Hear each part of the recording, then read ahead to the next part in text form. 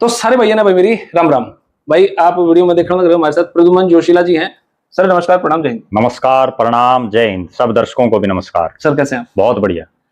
अच्छा, अब जो भाजपा के जो मंत्रीगण हैं उनको लेकर आपकी क्या धारणा है? मंत्रियों को लेके ये है, हटेंगे या नहीं हटेंगे, किसका काम ठीक है किसका काम नहीं है, सारा निष्कर्ष। हमने एक वीडियो पहले भी आपसे चर्चा करी थी जी, उसमें भी ये बात कही थी कि एक साल जैसे ही होगा इनको, उसके बाद इनका रिव्यू करेगी पार्टी। क्योंकि ये बात मैं खुद नहीं कह रहा, बल्कि जो प्रदेश प्रभारी हों डॉक्टर सतीश पुनिया, प्रदेश अध्यक्ष मोहन लाल बड़ौली, उन सब ने ये बात कही है, ठीक है, बाकायदा। और अभी एक साल हो जाएगा। तो एक बड़ी गजब बात बताऊं, आज सरकार के मंत्रियों की ये हालात है, जो 13 मंत्री हैं, कई आगे तो लोग नाम भी गुंजान दे, शक्ल देखना तो बहुत दूर की बात। बिल्कुल सही बात है, ठीक है ना।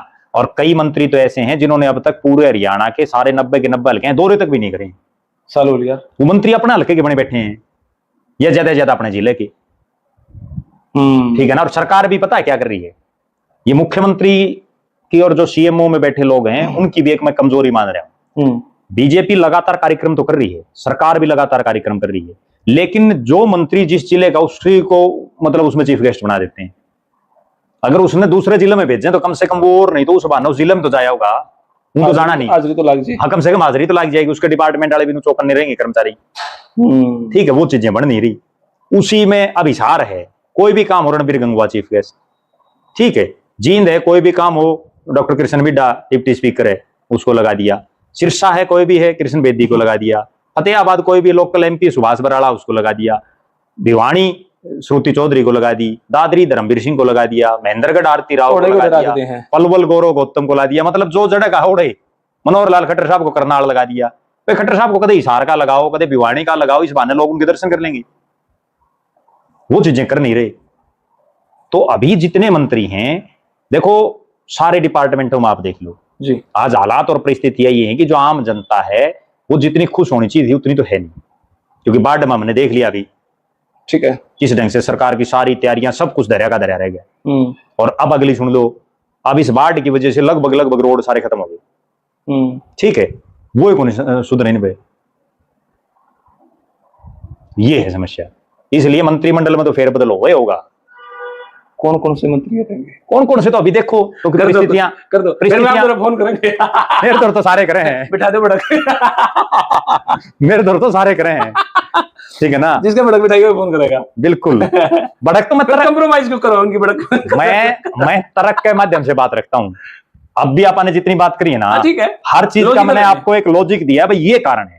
मंत्रियों के, जिन मंत्रियों को हटाया जाएगा ना, अब मैं जो समझ पा रहा हूं, अब कई मंत्री ऐसे हैं। अब श्याम सिंह कमजोर कड़ी कौन और मजबूत मंत्री कौन? देखो मैं बताऊंगा आपको, जो सबसे कमजोर जो 2 कड़ी हैं वो दुश्मन लोग, अनिल विजर, श्याम सिंह राणा, क्योंकि दोनों बुजुर्ग हो लिए, ठीक है, चित्त मन हो लिया दोनों जो है अब इस ढंग के हो गए। सब तो मुख्यमंत्री बन के बात ना, मेरे ख्याल में तो बीजेपी वाले बनाऊंगा नहीं, ठीक है ना। ठीक है, तो क्योंकि अगर बनाना होता तो जिस दिन मनोहर लाल खट्टर साहब हटे उस दिन उन्हीं को बनाते। नायब सैनी को जब बना दिया तो अब मन नहीं लग रहा कि वो मुख्यमंत्री बना सकते हैं। ठीक है, तो दोनों तो ये देखो बुजुर्ग हो चुके हैं, इसमें कोई कतई को दौर रिटायरमेंट घोषित, क्योंकि एक एनर्जेटिक आदमी चाहिए, ठीक है ना। चलो नहीं करेंगे तो कोई बात नहीं है। अभी तो कोई जोशीला साहब मेरा क्यों नाम काटो आप। मैं तो कौन हूं नाम कटनिया, नाम कटनिया तो मोदी है। ठीक है, अब फिर आपने जिक्र करा राणा साहब का, श्याम सिंह राणा है कृषि मंत्री, हरियाणा डूबया पड़ा, किसान हाहाकार कर रहे। बताओ कितने गांव में गया कृषि मंत्री हरियाणा का, ठीक है ना। फिर ऐसे कृषि मंत्री का क्या फायदा है। अनिल विज साहब बिजली मंत्री हैं, हाहाकार मच रहा है, कहीं कुछ नहीं, ठीक है। उसके बाद पीडब्ल्यूडी और पब्लिक हेल्थ मंत्री है रणबीर गंगवा, ठीक है। रणबीर गंगवा का भी आप ये देख लो कितने करोड़ बन रहे हैं। ज्यादा दूर ना जाओ, जहां हम बैठे हैं ये रणबीर गंगवा का पुराना हल्का था, ठीक है। ये रणबीर गंगवा गांव अपने बिल्कुल सीम के लागण लग रहा है, ठीक है। हरीश रोड के हालात देख लो आप, ज्यादा दूर मत जाओ। तो फिर क्या फायदा, क्या आउटपुट है। पब्लिक हेल्थ इनके पास है, पब्लिक हेल्थ में देख लो आप, हर जगह जैसे ही एक बारिश होती है और उसके बाद पानी देख लो कितना खड़ा रहता है। जो सीवरेज वाला डिपार्टमेंट है वो पब्लिक हेल्थ पे है, ठीक है, ठीक है। उसके बाद 3 मंत्रियों की तिकड़ी है, विपुल गोयल, राजेश नागर और गौरव गौतम, ठीक है। उन 3 में से गौरव गौतम को तो हम ये मान सकते हैं कि उनके पास जो डिपार्टमेंट है उसमें वो ठीक चल रहे हैं, ठीक है। लेकिन राजेश नागर का तो लोगों ने यही नहीं पता मिलेगा, ज्यादातर न हरियाणा लेने पे, ये भी कोई मंत्री है अपना हरियाणा में। ठीक है। विपुल गोयल का कोई आउटपुट बता दो। ज्यादातर मंत्री तो ऐसे हैं सारे रिपीट दिया आपने, जिनका कोई आउटपुट दिख ही नहीं रहा।